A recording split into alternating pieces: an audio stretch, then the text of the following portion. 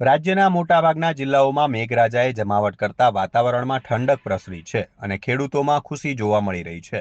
જોકે બનાસકાંઠા જિલ્લામાં સ્થિતિ તેનાથી વિપરીત છે. આકાશમાં વારંવાર વાદળો ઘેરાય છે, પરંતુ વરસાદ ન વરસતા જિલ્લો હજુ પણ મેઘમહેરથી વંચિત રહ્યો છે. વાવણી લાયક વરસાદની આશાએ ખેડૂતો ખેતરો તૈયાર કરીને મોંઘા બિયારણ અને ખાતરની ખરીદી કરી ચૂક્યા છે. પરંતુ વરસાદ ખેંચાતા વાવણી અટવાઈ ગઈ છે. પરિણામે ધરતીપુત્રો ચાતક નજરે આકાશ તરફ જોઈ રહ્યા છે અને ચિંતામાં વધારો થઈ રહ્યો છે. ચોમાસામાં વરસાદનું આગમન સૂચવતો મોર પણ સતત ટહુકા અને નૃત્ય કરતો જોવા મળી રહ્યો છે. છતાં મેઘરાજા મહેરબાન થતા ન હોવાથી જાણે કુદરતનો આ પહેરદાર પણ થાકી ગયો હોય તેવા દ્રશ્યો સામે આવી રહ્યા છે. મેઘરાજાને મનાવતો મોર સ્થાનિક કેમેરામાં કેદ થયો હતો, જે બનાસકાંઠાની વરસાદી સ્થિતિનું જીવંત પ્રતિબિંબ બની રહ્યો છે.